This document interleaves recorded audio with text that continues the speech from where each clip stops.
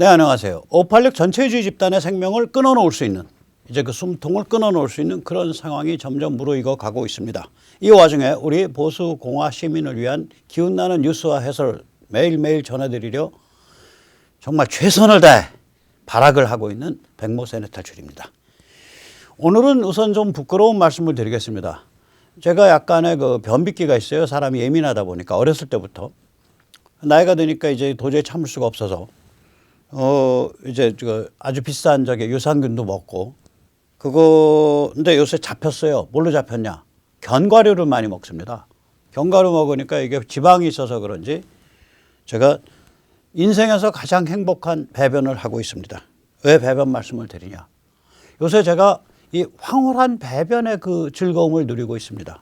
남들은 그럽니다. 야, 매일매일 그래 손에 피 묻히고 그 나이에 막 고소장 날리고 백모라 그러면 그래도 좀 알아주는 사람은 알아주는 고급 지식인인데 상대방도 말하자면 상류층인데 이 고급 지식인이 상류층을 상대로 해가지고 매일매일 손에 피 묻히고 너 어떻게 그렇게 인생 꼬였냐?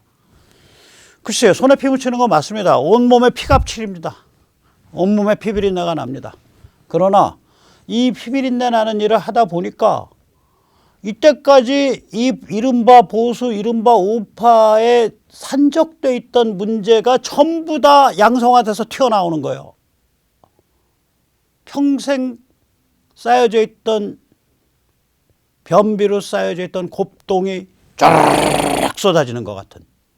그래서 제가 엄청난 요새 그 시원한 배변의 황홀함을 느낍니다. 그 약간 변태스러운 얘기를 오늘 좀 드리도록 하겠습니다.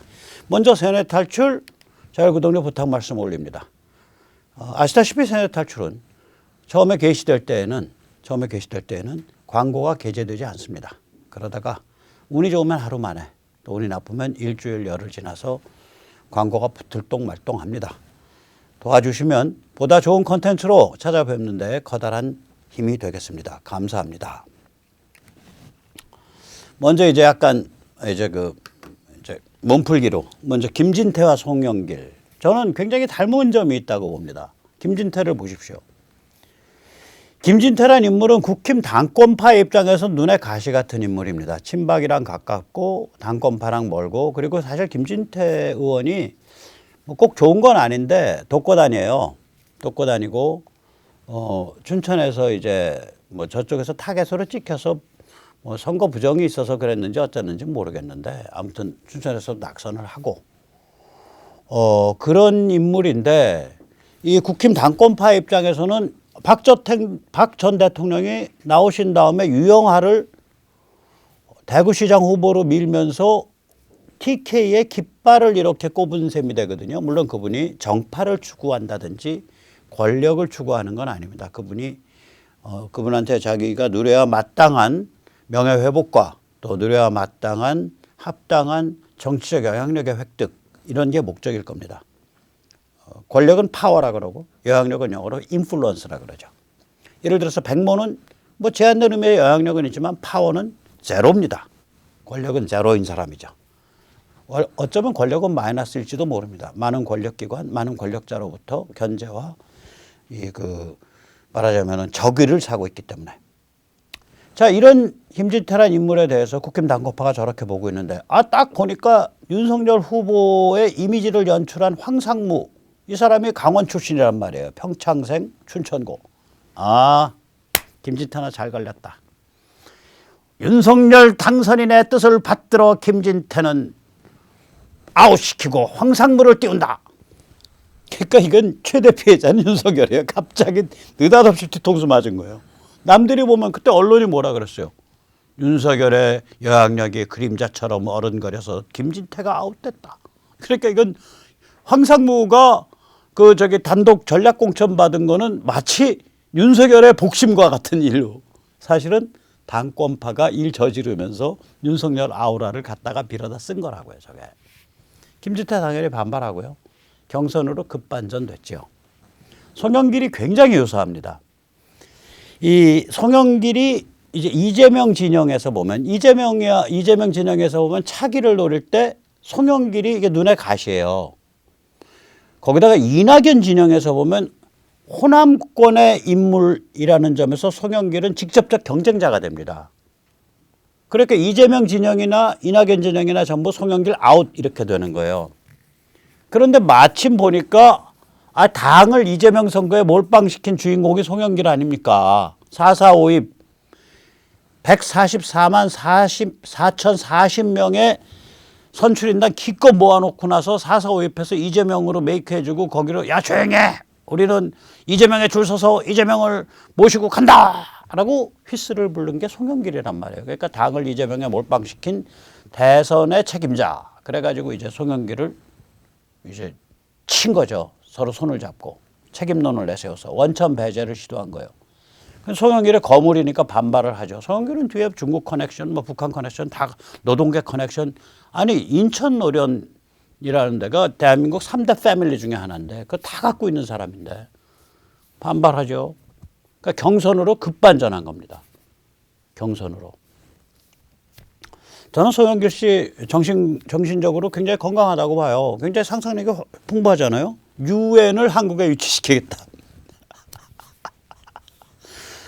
유엔 유치 전에 제가 전에 한번 말씀드렸죠. 그 샌프란시스코에 있는 그 인근에 있는 그 해안 시콰이어. 해안 시콰이어는 우리가 사진에서 보는 마운틴 시콰이어, 산악 시콰이어랑 다릅니다. 산악 시콰이어는 보통 1000m 이상 산에서 자라고 해안 시콰이어는 해안 지역에서 하는데 나무가 종이 좀 달라요. 해안 시콰이어 공원, 뮤어 국립공원부터 갖고 오십시오. 거기서 샌프란시스코 회의 1945년 늦봄에서 여름에 걸쳐서 열렸던 샌프란시스코 회의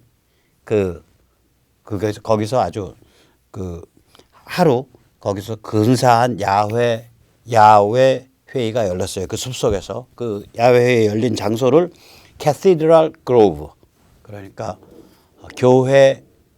교회와 같은 느낌을 주는 동산. 그게 왜 그러냐면 나무가 우거져서 그 향기로 이 해안 시콰이어는 굉장히 향기가 나요. 그 막 몸에서 기운이 돋아. 저는 그래서 이 요세미테 같은 마운틴 시콰이어가 있는 공원은 잘 안 가고요. 가면 이 코스탈 시콰이어 해안 시콰이어가 있는 뮤어 공원을 좋아합니다. 거기 허접한 티도 제가 하나 갖고 있습니다. 언제 한번 입고 나올 텐데 차마 못 봐주십니다. 약간 줄어들어 가지고 막 이 나이들은 60 넘은 초로에 볼품 없는 몸매가 막 다 그냥 다 드러나요. 배는 볼록하고 막 가슴은 처지고 별로 안 좋습니다. 어쨌거나 그런 거 이렇게 들고선 보여드릴 수 있어요. 자, 그러한 데부터 갖고 와야죠. 그리고 루스벨트부터 갖고 와야죠. 유엔이 그냥 지금 보는 유엔이 아닙니다. 굉장히 숭고한 관점에서 만들어졌었습니다. 그 당시에는 80년 전에는. 겁 없는 소리 하지 마십시오, 송영길 씨. 자, 또 다른 얘기 좀 하겠습니다. 검수완박. 양형자가 꼼수 같은 이야기를 했어요. 조선일보의 보도 태도 웃깁니다. 양형자가 뭐라 그랬냐. 민주당은 검수완박을 후퇴하고 윤 당선은 한동훈 지명을 철회해라. 잠깐 그런데 이게 두 개가 같은 저울에 올라가지가 않아요. 검수완박은 뭐냐면 헌법 파괴입니다. 그러니까 내란으로 고발당해도 저게 할 말이 없는 거예요. 저게 왜 그러냐면 헌법이 검찰에 영장 청구권을 줬단 말이에요. 헌법이 검찰에 사실은 수사권을 줬다고요. 그러면 수사권을 박탈을 해버리면 영장만 청구하는 대서소가 돼요. 검찰은. 검찰이란 존재를 헌법이 규정을 해놨는데 헌법에 할 일 없어서 대소소를 규정합니까?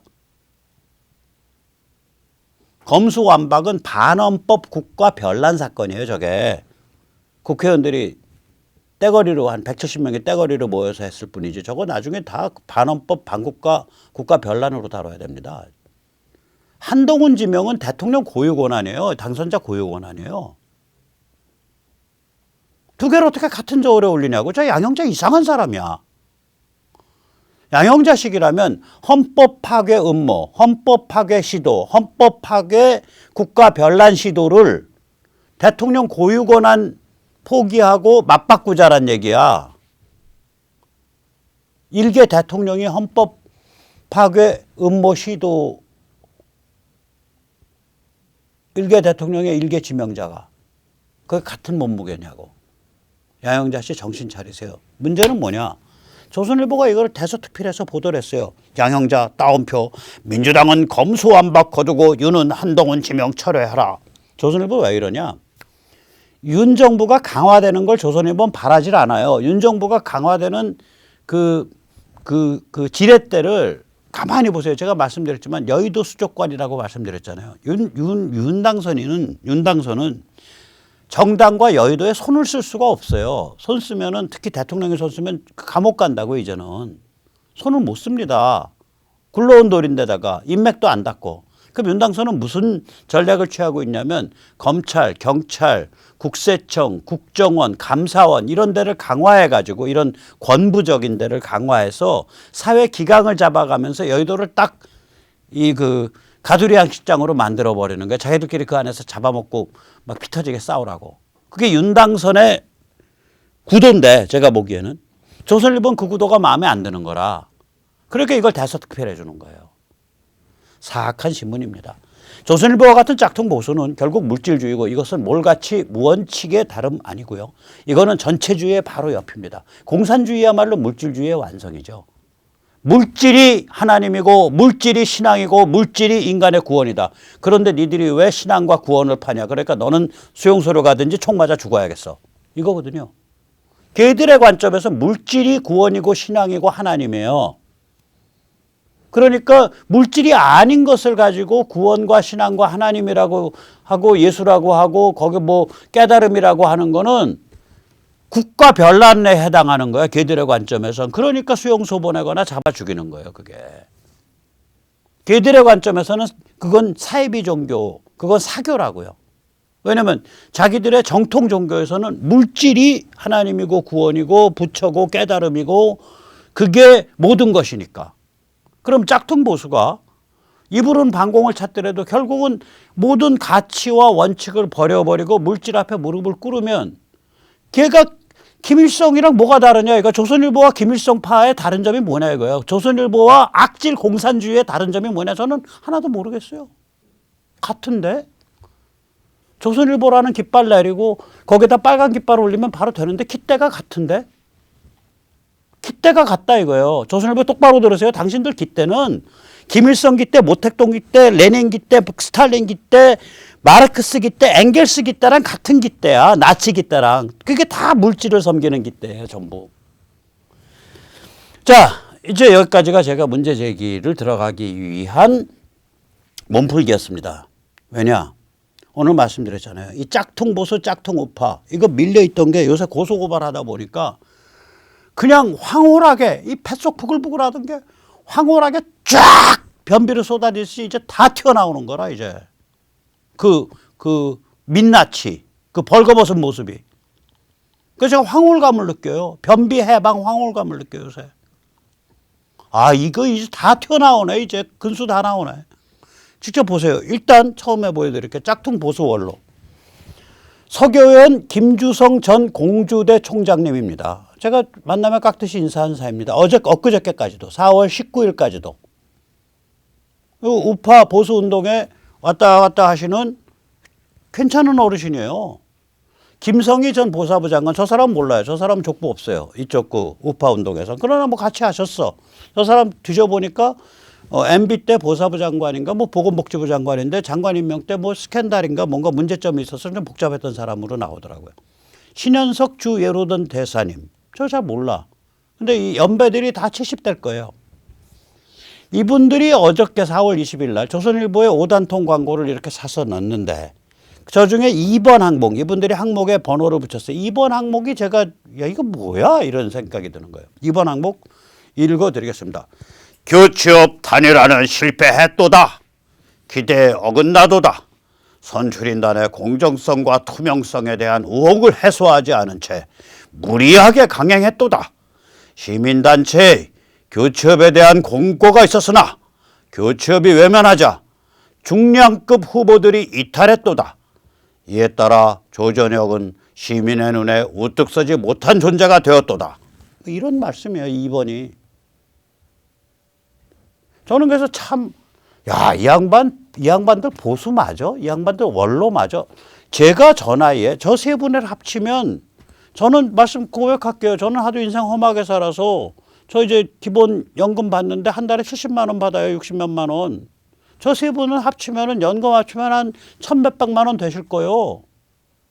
재산 다 날라가도 바꿀 물릴 일이 없는 분들이에요. 자식한테 다 버림받아도 바꿀 물릴 일이 없는 분들이에요. 저분들은. 잘 나가시는 분들이에요. 재산 다 합치면 세 분의 재산 합치면 꽤 될 거라고 봐요. 저렇게 사셨으면. 그럼 여유를 가지셔야 될 거 아니에요. 그래 저희 같은 단체가 시민들이 십시일반으로 저희가 모아서 쓴 돈만 외부로 나간 돈만 그동안 제가 같이 일한 스태프들한테 준 월급 빼고 외부로 나간 돈만 8천만 원 정도 나갔어요.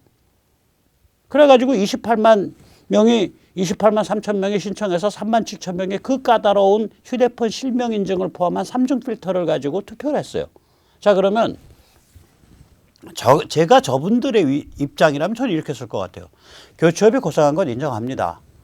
또한 28만 신청자와 3만 7천 휴대폰 실명 인증 투표를 통해서 풀뿌리 민주주의가 한 단계 올라섰다는 것 참으로 기쁘게 생각합니다. 그러나 어쨌든 후보가 난립한 상태입니다. 그래서 뒤늦게나마 저희 나이 좀 든 사람들이 단일화에 기여하러 나서게 됐습니다. 이러면 얼마나 서로 보기가 좋아. 노선은 다르지만. 이거를 왜 우리 교첩을 잡아먹으려고 전직 총장, 전직 장관, 전직 대사가 나서냐고. 나이 70 넘으신 분들이. 나 참 희한한 거예요. 희한한 심보 아니야 이거? 이게 무슨 심보래요?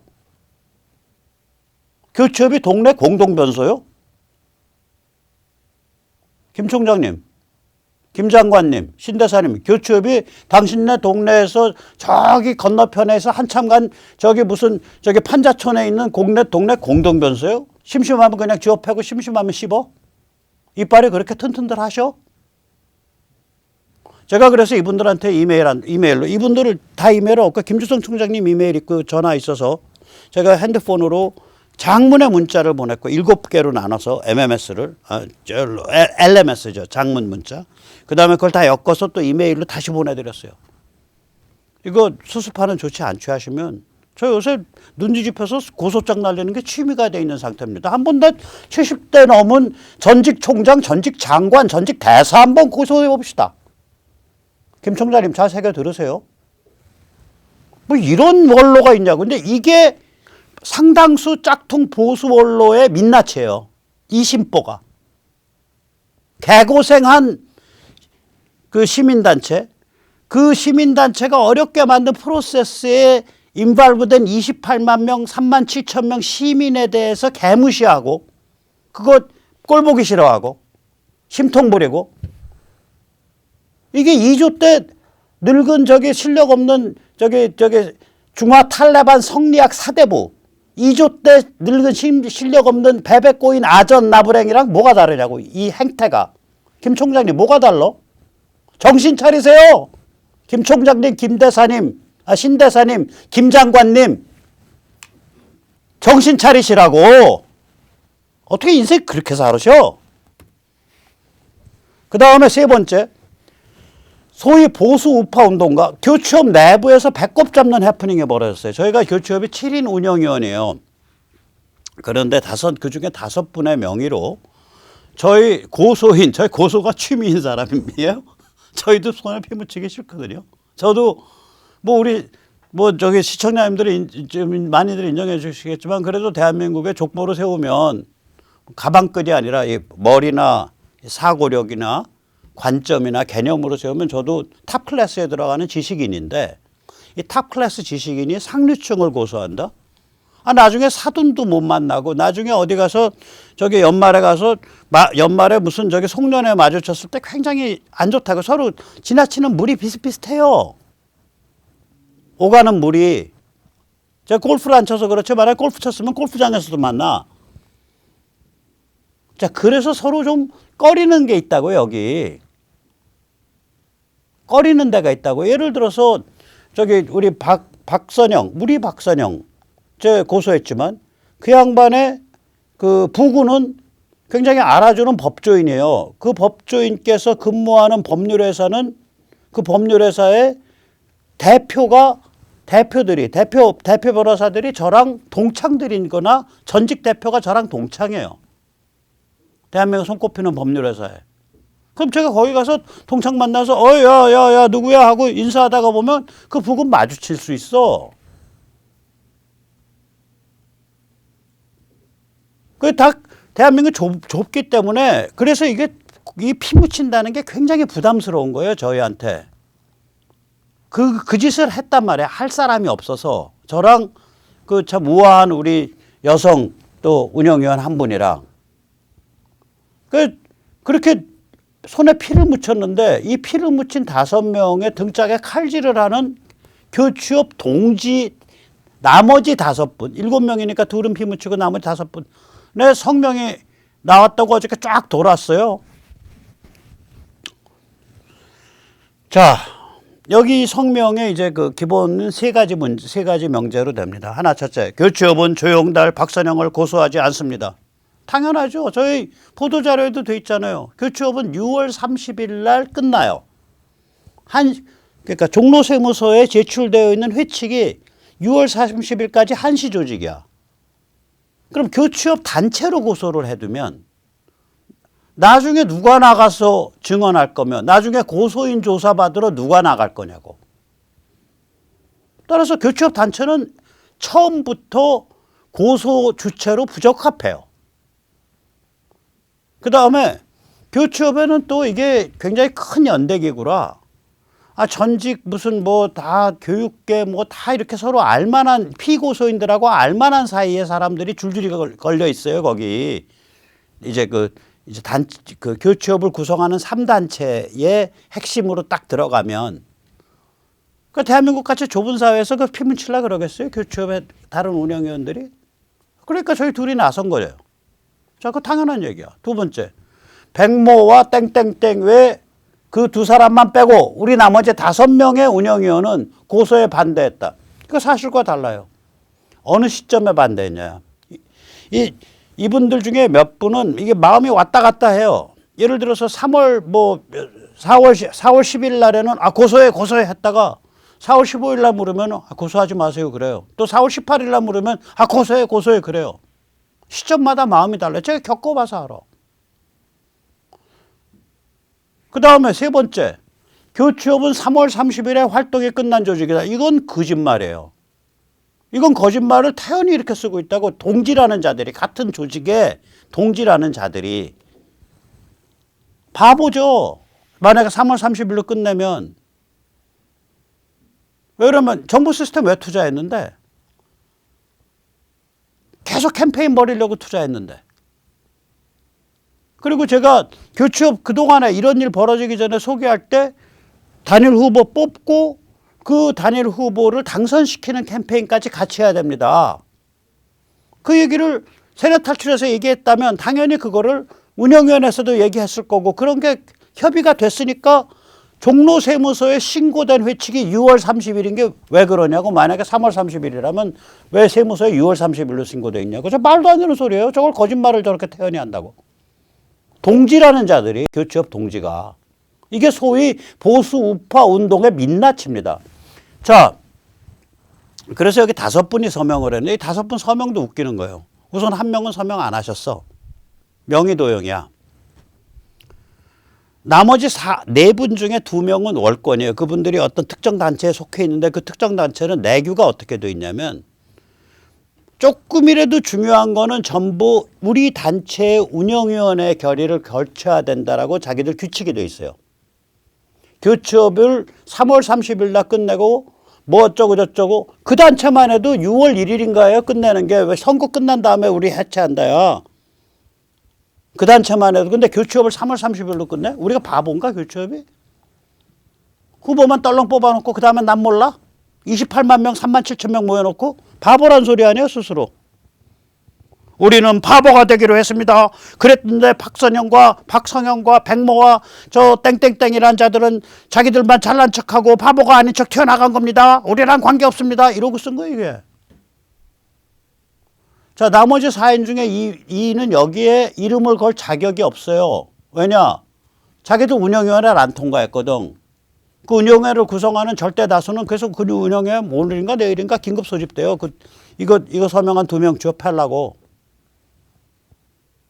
그 2명 중에 한 사람이 주도했어요, 이거를.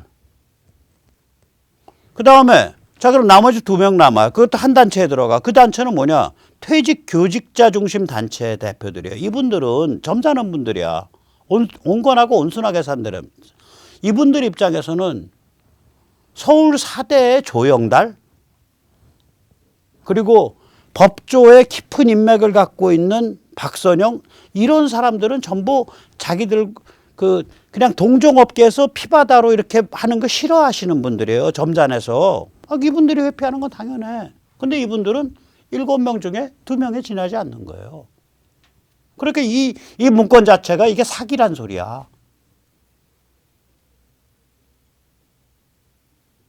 저희가 언제 교취업으로 고소했나? 제 읽은 거 보면 고소인이 전부 교취업 운영위원 박성현. 거기서 물어봤다고 고소장 접수하는데. 단체 등록증으로 해서 단체 고소합니까? 그래서 안 합니다. 단체 안 합니다. 접수할 때 조영달 때도 그랬고 박선영 때는 당연히 그러고. 그리고 박선영 때 보면 이런 오해가 있다 그래서 거기에 자연인이라고 밝혀놨어요. 보도자료에. 근데 이런 식으로 등짝에 칼을 꼽아. 이게 이른바 보수 우파 운동의 민낯입니다. 그것도 교취업과 반대되는 단체도 아니고 교취업에서 동지라고 같이 했다라는 데인데 그 5분 중에 4분이 2분은 아예 자격이 없이 설쳤고 자격이 없어요. 자기 소속단체에서 운영위원회 통과하고 이거 한 거 아니에요. 그것 때문에 그 단체 뒤집어져 갖고 운영위원회 지금 긴급 운영위원회 소집됐어요. 왜 이런 짓을 운영위원회 결정 없이 했냐 그래서. 그 탄핵한다 만다 지금 말이 심해. 2분은 그랬고. 그 다음에 한 분은 아예 서명한 적이 없는데 뭐 특별히 그분도 점잖은 분이라 아주 심각한 반대도 안 했고 서명도 안 했지만.